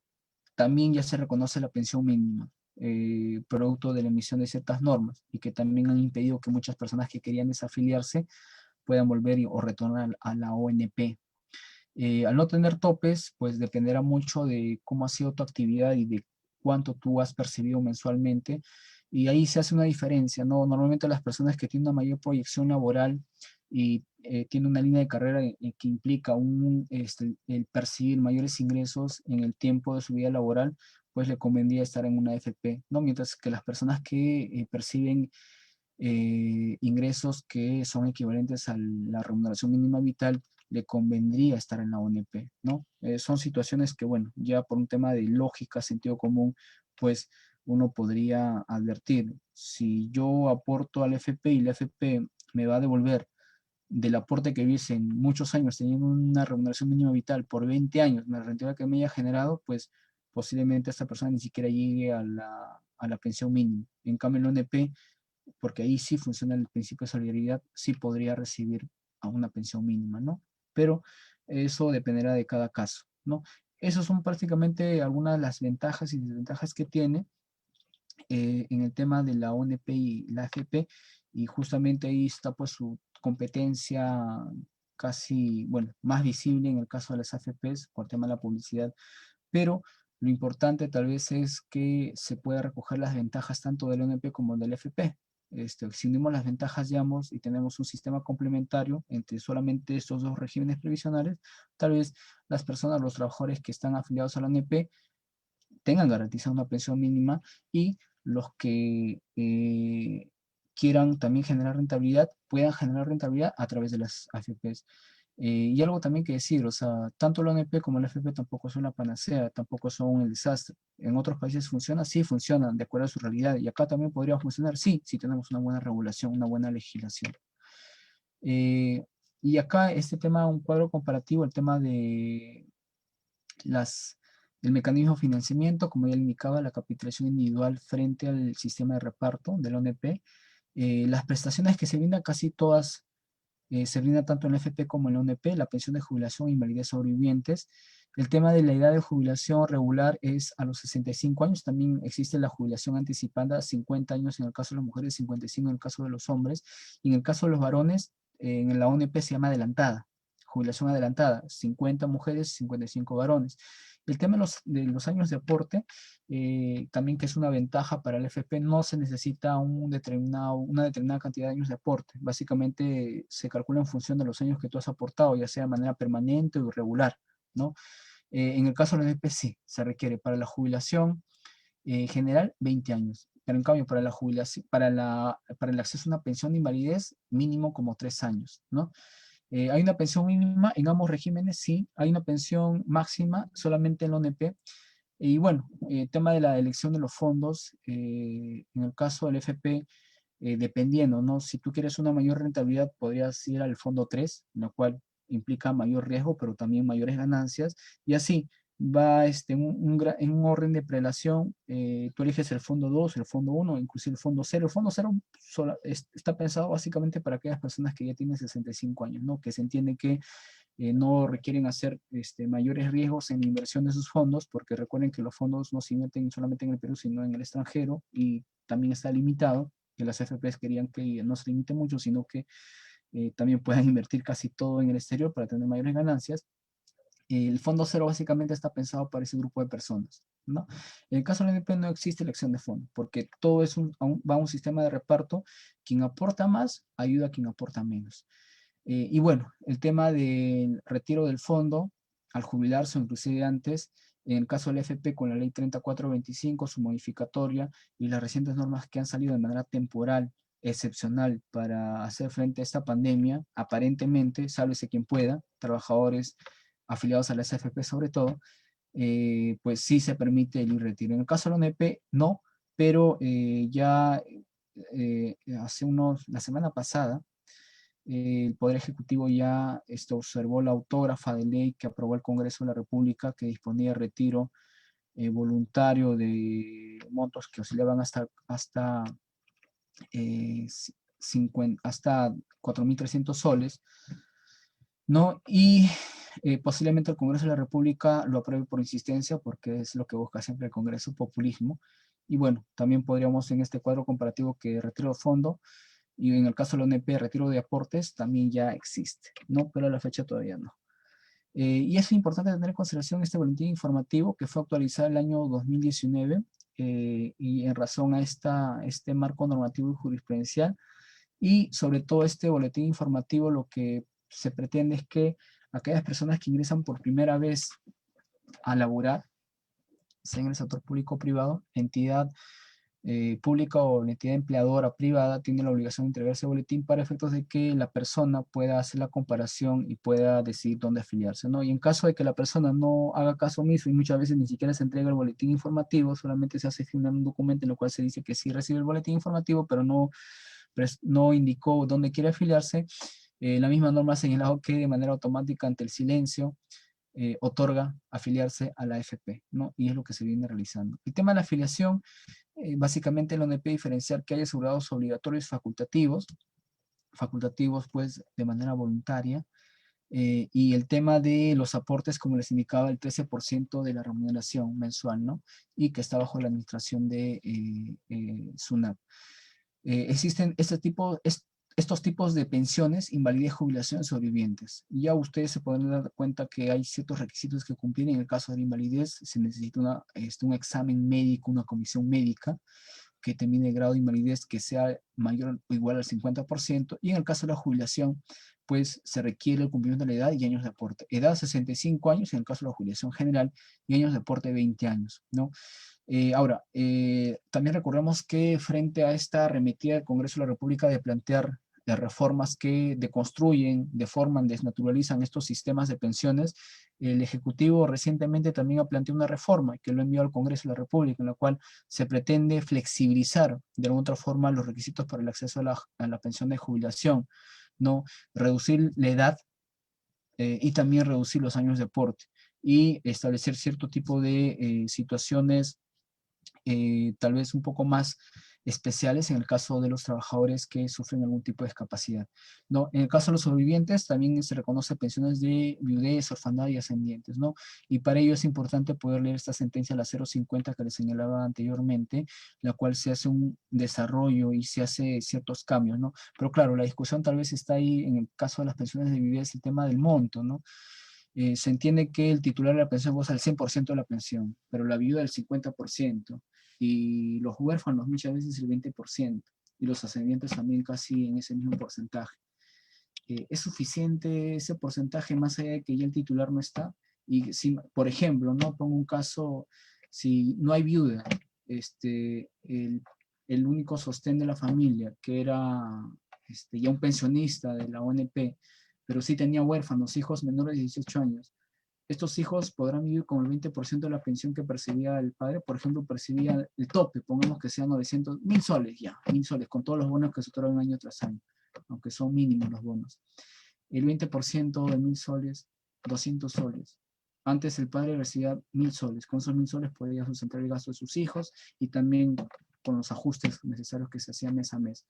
200 soles para los hijos, ¿no? Es un tema tal vez discutible que en su momento seguramente pues esta situación cambiará, ¿no? Porque se entiende que ante la falta de sustento económico hay mayor necesidad, ¿no? Se requieren mayores prestaciones, por lo menos a mantener la pensión que se otorgaba, ¿no? Y básicamente acá una de las modalidades originales que tenía la ONP, los 60 años en el caso anteriormente, pero actualmente ya son 65 años, ¿no? Como un tema solamente referencial, para que lo tengan en consideración, que esa es la norma original del decreto ley 1990, que en el año 92, al modificarse con la entrada pues del gobierno, gobierno dictatorial, se cambia toda esta situación, ¿no? Solamente permanece el régimen general y la pensión adelantada. Régimen especial y reducida son regímenes que desaparecen, pero aquellas personas que antes de entrar en vigencia esta normativa, las nuevas reglas para el acceso a esas pensiones, sí podían acceder a esos regímenes especiales, ¿no? Ahí hay un tema de discusión de la teoría de los derechos, de los hechos cumplidos frente a la teoría de los derechos adquiridos, ¿no? Que es un tema también transversal en el estudio de todas las facultades de derecho. Ahora, otros tipos de pensión, bueno, ya hablamos del tema de los aportes. Acá en el caso de la AFP, de las AFPs, también como se señalaba, el tema de la afiliación es obligatorio, pero bueno, desde el año 2012 con la ley 29903 ya se lleva a cabo a través de licitaciones. Cada 2 años se lleva licitaciones y la AFP que ofrece menor comisión es la que gana. El 2018 ganó Habita y me parece que este año ganó Prima, Integra, disculpen, pero también la afiliación se puede dar de manera facultativa. Es decir, tanto la ONP como la FP también se ha abierto esa posibilidad de que las personas que quieran afiliarse de manera voluntaria sin formar parte de la clase trabajadora puedan afiliarse. ¿Por qué? Porque todos los trabajadores formales están en la obligación de formar parte tanto de la FP como de la ONP, dependiendo del régimen al cual ya pertenecían o hayan elegido. Y es una obligación que está bajo responsabilidad del empleador, ¿no? Los aportes, como les decía, en resumen, más o menos se aproxima al 13%, y eso pues implica el tema del 10% para el pago de la pensión de jubilación, el tema de la prima de seguro por invalidez o el pago de las pensiones de sobrevivientes y el tema de la comisión, porque las FPs no son bomberos, ¿no? Como lo decía también alguna vez el doctor César Abanto, también el doctor César González Hunt, ¿no? Profesores y especialistas en la materia. Al no ser bomberos, bueno, si no son bomberos, lógicamente que cobran por su trabajo, ¿no? Pero esas comisiones en unos 0.63%, y si hablamos de millones de afiliados, pues ese es el negocio redondo de las AFPs, ¿no? Y es básicamente esta evolución de la comisión mixta, porque en el tema de las comisiones, inicialmente el pago de los aportes era en función a la remuneración que se percibía mensualmente. Pero en cambio con las reformas que se han realizado, el pago de la comisión ya se realiza en función al fondo. Es decir, si tú tienes en tu fondo 1000 soles, mes a mes ese fondo, hayas o no hayas aportado, va reduciéndose porque ahí tienes que pagar, porque las FPs están trabajando administrando tus, más allá de que generen rentabilidad positiva o negativa, porque muchas veces también generan negativa y ellos no pierden, siempre ganan, ¿no? Y lo que se pretende es que si antes la comisión era por flujo, pues al final pase una comisión por saldo, es decir, las comisiones que se van a cobrar básicamente estén dirigidas exclusivamente a los fondos que tienen los afiliados, ¿no? Los tipos de pensiones que se reciben, similares al de la ONP, la de invalidez, la jubilación y las evidentes, con las diferencias que ya he señalado. En el caso de la jubilación no se requiere años de aporte, solamente el cumplimiento de la edad 65 años, y en el caso de los sobrevivientes hay una gran diferencia, ¿no? En el caso de la orfandad, la orfandad solamente se reconoce en caso de que sea por estudios superiores hasta los 28 años, ¿no?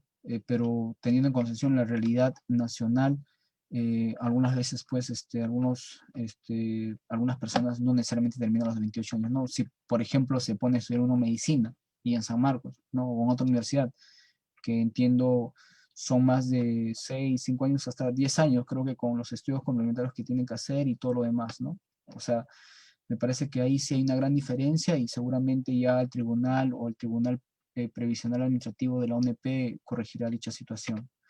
Y también está el tema de la libre disponibilidad. No, la libre disponibilidad no es un tema reciente. Este año, si bien es cierto, el Poder Ejecutivo emitió hasta 2 decretos de urgencia para hacer frente a esta pandemia, y también el Congreso de la República emitió una ley.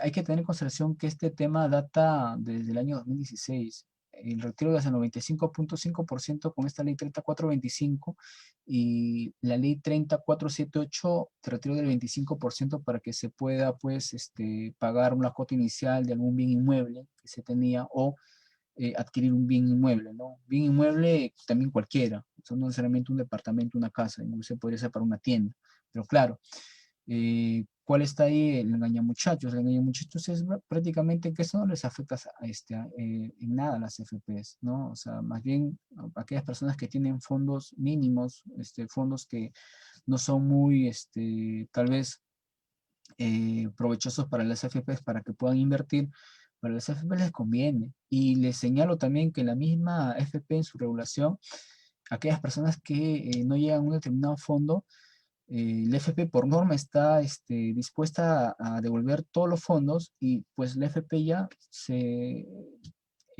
no tiene la obligación, ya no tiene la responsabilidad de seguir administrando esos fondos para generar rentabilidad y tal vez seguir otorgando una pensión, ¿no?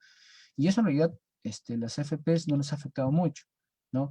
Lo que está afectando ese libre retiro es que las personas no tomen conciencia de que estamos hablando frente a un derecho fundamental que en cualquier momento se va a requerir. Y este derecho se está tomando como un tema de mercancía, prácticamente como un sistema de ahorro financiero bancario, ¿no? Y esa situación lamentablemente pues no debería conllevar a la deconstrucción o a la destrucción de estos sistemas que brindan protección social, ¿no? El 25%, muchas personas pensaban que van a tener este 25% de sus fondos, tal vez no, voy a sacar a la vuelta de la ley, lo voy a tener y lo voy a invertir en otra cosa. No, cuando tú accedes al 25%, ese 25% no te lo transfieren a ti, lo transfieren a la entidad financiera donde tú estás haciendo el trámite correspondiente para el pago de tu cuota inicial o la compra de un primer bien inmueble, ¿no? Eh, no hay ninguna disposición para tu persona a favor, sino para la misma entidad financiera. ¿Y qué pasa si la entidad financiera pertenece al mismo grupo empresarial de las AFPs? ¿No? BCP, Integra, ya ustedes recordarán, o sea, todas las AFPs tienen un grupo de empresas, ¿no? Y este tipo de normativa no benefician en realidad a los afiliados de las AFP, sino más bien a los que conforman este grupo de empresas, ¿no? Porque este 25% que vaya al pago de la cuota, pues ya es bastante para ellos, ¿no? Y un tema casi último, ya para terminar, el tema de trabajadores pensionistas o el retorno al trabajo. Es importante que también se pueda tomar en consideración de que a la fecha existe la posibilidad de que las personas que lleguen a una pensión, sobre todo la pensión de jubilación, porque en la pensión de invalidez se entiende que ya no puede seguir laborando, las personas que han una pensión de jubilación pueden retornar, pueden volver a trabajar. Y por eso que ahí se le denomina trabajadores pensionistas.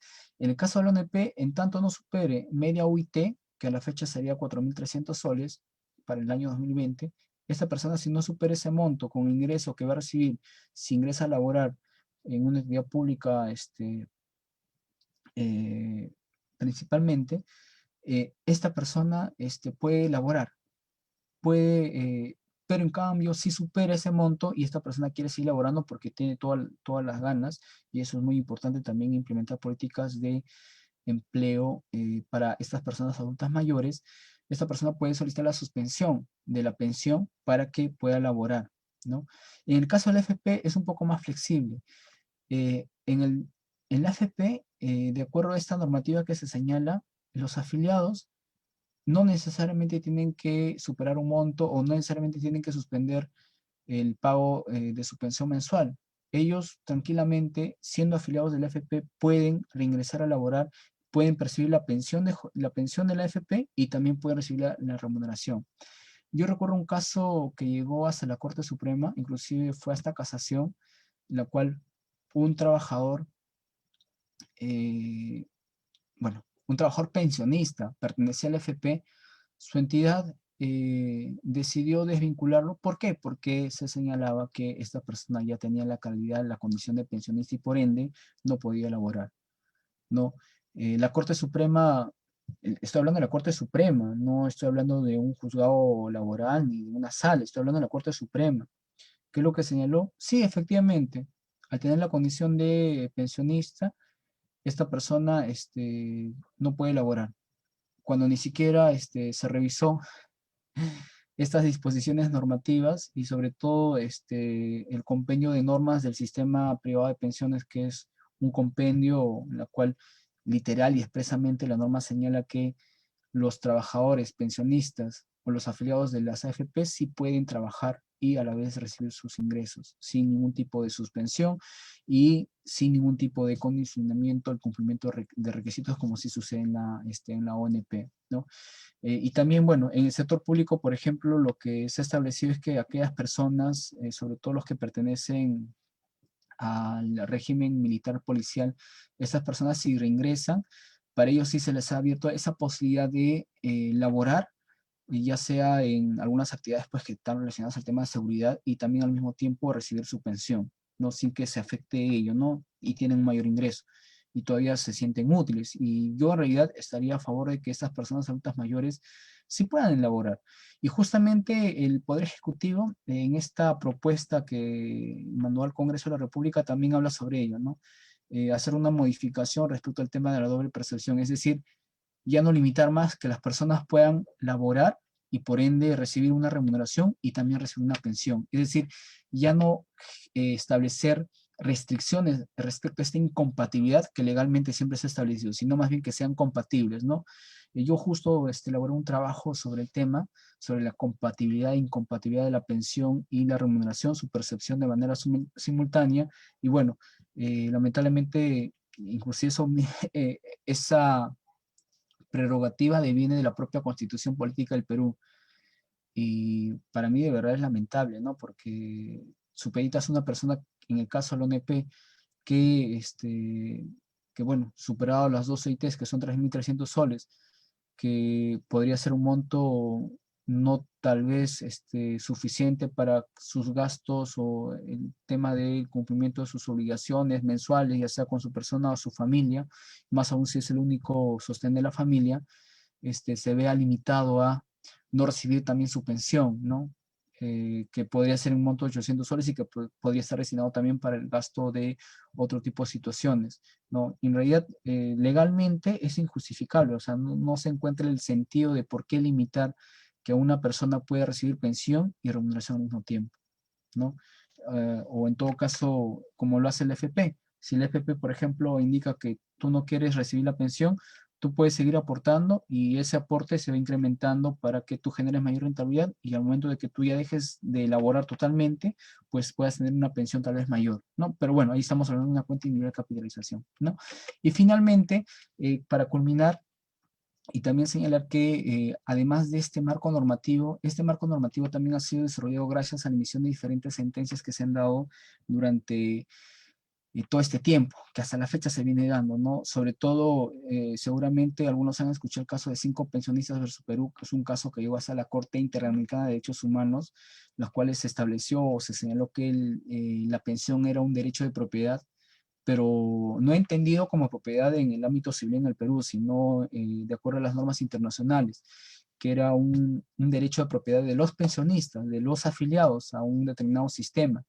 Ya en el caso de la inconstitucionalidad de las leyes 28389 que establece la modificatoria de la Constitución y la 28449 que establece las nuevas reglas de pensión para el acceso a la 2530 y que también se replican en el decreto ley 1990, en esta sentencia ya se aclara que definitivamente la pensión pues no se equipara a una propiedad, es decir, no tiene las características, no, pues, la pensión es un derecho humano fundamental.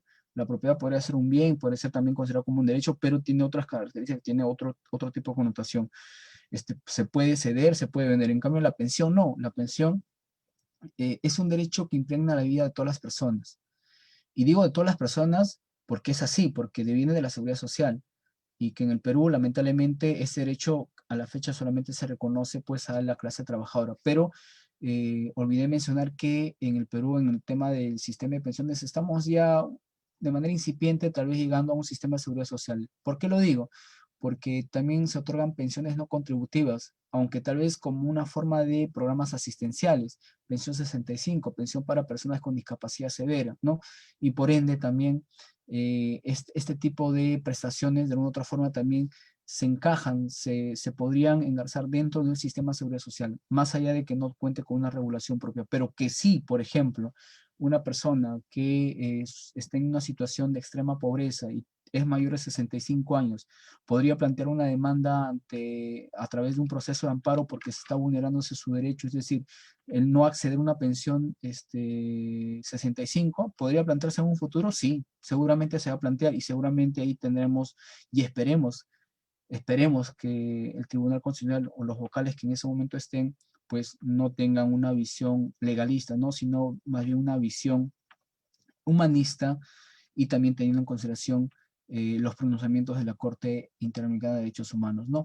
Otra sentencia importante también, bueno, antes de pasar esa sentencia, en esa sentencia también del caso del cierre definitivo de la ley 2530 se estableció el contenido esencial, el contenido no esencial, el contenido adicional del derecho fundamental a la pensión. Y a partir de esa sentencia, como ustedes se podrán dar cuenta también en materia de derecho laboral, el contenido esencial es un desarrollo que nace en el derecho previsional propiamente, ¿no? Y que es transversal en todas las demás disciplinas. También se habla pues del contenido esencial de la remuneración, entre otros aspectos, ¿no? Es importante también tener en consideración eso. En el caso de Anicam Hernández, ahí se establece el contenido constitucionalmente protegido, es decir, la vía de amparo, qué casos pueden ir por la vía de amparo, y ahí se establece pues como por ejemplo el reclamo de la pensión de sobrevivientes, ¿no? Ese tipo de casos sí pueden irse por la vía de amparo y los demás casos por la vía contencioso administrativo, ¿no? También tenemos en 2009 el caso también del cierre del régimen 2530, después de que se haya dado la sentencia del año 2005, esta sentencia 0050-2004, esta acción de inconstitucionalidad, pues el grupo de cesantes, el colectivo de cesantes, pues no quedó conforme, ¿no? con dicha sentencia, porque ellos señalaban que se estaban vulnerando sus derechos. Pero bueno, era evidente la gran inequidad y desigualdad que existía en comparación de este régimen 2530 a los demás regímenes, sobre todo la 1990, en cuanto a las pensiones. Mientras en unos casos se otorgaban pensiones que inclusive se llegaban más allá de 10.000, 8.000 soles, en este régimen la pensión máxima podría llegar solamente a los 800, 700 soles, ¿no? Porque ellos sí y porque ellos no.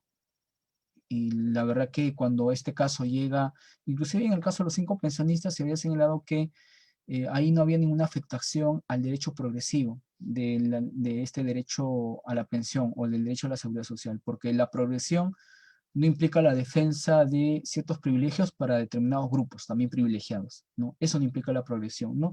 Y en el caso que solamente llegó hasta la comisión porque la comisión archivó el caso, no denunció ante la Corte porque ya era evidente que lo que se había señalado en esa sentencia, la cual declara constitucionales estas leyes, la 28389 y la 28449, pues ratifica la posición del Estado y con ello pues el tema ya queda zanjado y este régimen queda cerrado. Pero déjeme también acotar en ese aspecto que este régimen de la 2530 no es el único. Similares regímenes también existen, ¿no? El caso de los militares y también de la policía, ¿no? Todavía persiste eso. Pero bueno, ya seguramente en algún momento si el Congreso de la República quiere hacer verdaderas reformas, seguramente también el señor Urresti pues pueda hacer una reforma a ese su régimen, ¿no? Y decir un poco que porque ellos sí tienen pensiones más altas y la 1990 pensiones más bajas, ¿no? Hacer una comparación, sentido común y a ver si se atreve a hacer una modificación a ese régimen, seguramente al cual pertenece y el cual también percibe su pensión, ¿no? Tenemos otro caso reciente, por ejemplo, 2 casos recientes, uno que ya llegó ante la Corte, bueno, los dos ya llegaron ante la Corte, el caso Muelle Flores y el caso ANSEJUB, ¿no? Esta asociación de cesantes jubilados de la SUNAT. No, en ambos casos igual Sobre todo se discute el tema del incumplimiento de sentencias por parte del Estado peruano como parte frente al otorgamiento de ciertos derechos. Y bueno, nuevamente ahí pues son casos en los cuales se tocan el tema del régimen 2530. Este régimen 2530 es muy especial y desde mi punto de vista ni siquiera podría ser considerado un régimen previsional. ¿Por qué? Porque este régimen otorgaba pensiones, no de jubilación, ojo, de cesantía. De jubilación se otorga cuando tú cumples una contingencia, y así lo establece el mismo convenio 102 de la OIT, normas mínimas de la seguridad social. La vejez es una contingencia, y por ende te corresponde la protección a través de la pensión de jubilación. Pero la cesantía, ¿qué consistía? La cesantía consistía en que por haber laborado determinado tiempo de servicios en el Estado, eh, una medida, una mal medida de protección social era justamente el otorgamiento de una pensión de cesantía. Por eso se llamaba pensión de cesantía. Más allá de que tú tengas 40, 55 años, tú igual, por haber cumplido ya determinado tiempo de servicios, por ejemplo, 12 años, en el caso de los varones, tú ya podías acceder a una pensión de cesantía. Y el cumplir determinados años de servicio en el Estado es una contingencia, es un riesgo social. No, no es una contingencia social. Y por ende, ¿por qué se creó este régimen para un grupo, un sector? Bueno, cuando se creó en su momento y cuando se incorporaron nuevos miembros, lamentablemente, pues las partes eran, en el caso del tribunal, que también pertenecía a este régimen, en el caso de los congresistas, que también emitían las normas, pertenecían a ese régimen de la 2530, juez y parte y que tenía pues y urgió la necesidad de ya no hacer cambios a nivel legislativo, sino a nivel constitucional, ¿no? Por eso que es discutible. ¿Existe todavía hasta la fecha el otorgamiento de pensiones de cesantía en otros regímenes, sobre todo especiales? Sí, existe. ¿Son controversiales? Totalmente controversiales, porque no estamos hablando de ningún tipo de contingencia. ¿Trabajar en el Estado implica un gran riesgo, una gran contingencia? No, definitivamente no, ¿no? Ahí está la discusión, ¿no? Por eso que, más allá de lo que haya señalado la Corte, en el tema del incumplimiento, el retraso de las sentencias que se han emitido, pues hay que tener en consideración que si hablamos de regímenes previsionales, pues hablemos de regímenes previsionales como tal, ¿no? No de regímenes que porque una norma lo dijo así, cesantía y ya, hay un tema de confusión. Y finalmente tenemos también este caso de Bocanegra Ruiz, la cual se trata de establecer cierto tipo de flexibilidad para el otorgamiento de las pensiones de viudez en el caso del cónyuge cuando es varón. En los diferentes regímenes, sobre todo en el régimen 1990, había un requisito que se tenía que cumplir para que tú accedas a esta pensión de viudez, en caso de que la esposa era ya titulada una pensión pensionista o una afiliada al ONP, pero con derecho a pensión. En ese caso, el esposo tenía que depender económicamente de la esposa. Y si no se acreditaba esa dependencia, imagínense acreditar la dependencia económica, qué requisito más absurdo, ¿no? Acreditar la dependencia económica era necesario para que tú puedas acceder a la pensión de viudez en caso que seas hombre. Y ahí, hablando pues en temas de igualdad de género, ¿de qué igualdad de género estamos hablando? En cambio, en el caso de las mujeres, no necesariamente, o sea, no se tenía que acreditar dicho requisito. Y es así que el Tribunal Constitucional, aprovechando un caso en el cual el demandante era un viudo, pues establece que dicha normativa tiene que ser modificada y por ende, a pesar de que se haya declarado fundada la demanda, es decir, este viudo accede a la pensión sin cumplir este requisito que legalmente se exige, pues se ha solicitado también una revisión de toda la normativa en general, de todos los regímenes que hemos tratado, tanto los generales y especiales, grosso modo, ojo, y se pueda establecer pues un, iguales condiciones, iguales requisitos para el acceso a la pensión de jubilación, bueno, la pensión de viudez en el caso de los varones, ¿no? Y que en realidad seguramente más adelante también va a merecer el pronunciamiento de pensiones para las personas del mismo sexo, que lamentablemente, si bien es cierto, no existe todavía una regulación al respecto, pero seguramente en la realidad existen personas del mismo sexo que viven juntos, pero que lamentablemente por este tema del legalismo, por ese tema de que el derecho fundamental es un derecho, sí, constitucional, pero de configuración legal y no hay marco legal para el reconocimiento de ello, pues muchas veces estas personas también no acceden a este tipo de prestación cuando en realidad lo debieran acceder. Y con eso quiero terminar diciendo que en materia de protección social, en pensiones, lamentablemente el Estado no hizo nada frente a esta pandemia.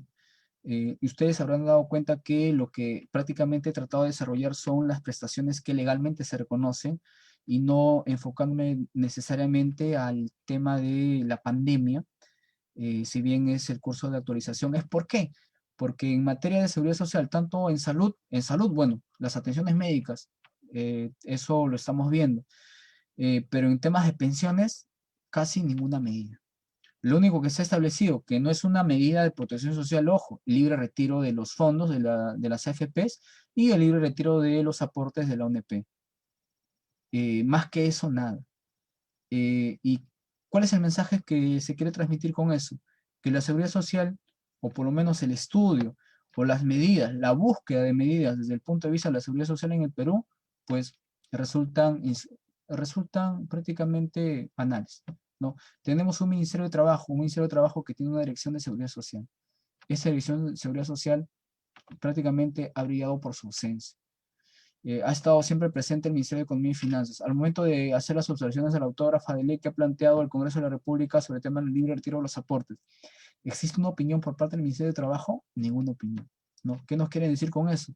No, no interesa la seguridad social, solo interesa el derecho laboral. El derecho laboral es sumamente importante, porque inclusive es la principal fuente de financiamiento, en el caso de los trabajadores y trabajadoras, para que exista un sistema de seguros sociales y sobre todo un sistema de seguridad social. No, porque dentro del sistema de seguridad social también están los seguros sociales. Pero lamentablemente nuestro gobierno de turno no ha emitido casi ninguna medida. Yo en su momento, ni bien empezó la pandemia, escribí un pequeño comentario que está, me parece, en la ley.pe, en la cual señalaba COVID-19, ¿por qué no buscamos medidas de protección desde la seguridad social? En pensiones, ¿no? Enfocándome en el tema de pensiones. ¿Por qué no brindamos pensiones excepcionales, temporales, por el tiempo que dure la pandemia? ¿Por qué no brindamos prestaciones no contributivas? No, pero ¿para qué le vas a dar prestaciones no contributivas a la gente que nunca ha aportado? Pero frente a esa situación, bueno, se crea el Plan Reactiva Perú, se destina casi 12 puntos porcentuales del PBI, que bueno, la ministra de Economía y Finanzas ha señalado que pues este fondo no es del Tesoro Público, sino del BCR. Bueno, temas económicos no me voy a meter, pero se hacen ese tipo de medidas, pero para los afiliados, para la ciudadanía en general. ¿Por qué no se creó un programa Reactiva Pensión, por ejemplo? O Solidaridad por pandemia, como en otros países se ha realizado. O es que las personas pues tienen que todavía acudir a las instancias judiciales para hacer sus reclamos, o es que el Congreso de la República no tiene la suficiente capacidad para poder dar a conocer que no solamente existen pues medidas populistas, sino medidas sí objetivas, técnicas, y sobre todo que tienen como fin último brindar protección social a la ciudadanía. No, lamentablemente esta situación lo que ha conllevado es que a la fecha muchas personas estén desempleadas, muchas personas inclusive no tengan que comer y sobre todo estén en una incertidumbre total, ¿no? Frente a estas medidas irracionales del Congreso de la República y en parte también ha sido cómplice y hay que señalarlo, el otro poder, lamentablemente la seguridad social a la fecha está en un proceso de construcción y espero que no pase a la historia, ¿no? Esperemos que no pase así. Se está pensando hacer una reforma, con eso termino, desde el Congreso a cargo de Carmen Omonte, pero ¿qué reforma van a realizar? Si ya deconstruyeron o ya están destruyendo el tema del para qué sirven las pensiones. Todas las personas tienen el chip ahora que las pensiones no sirven. Sí sirven, sí sirven. Las pensiones no sirven para que te otorguen pues montos para que tú puedas pues irte de viaje, comprarte una casa, un carro o algún tipo de artilugio, ¿no? O sea, las pensiones sirven para cubrir necesidades básicas. Si no se entiende eso, pues lamentablemente siempre vamos a pensar que las pensiones no sirven, ¿no? Necesidades básicas, cubrir las contingencias sociales que se presentan. Y con las pensiones es que se evita la pobreza se lucha contra la desigualdad existente y sobre todo se trata de alguna otra forma mantener la calidad de vida de nosotros, de las personas, como miembros de una sociedad. Bueno, por mi parte eso sería todo. Muchas gracias.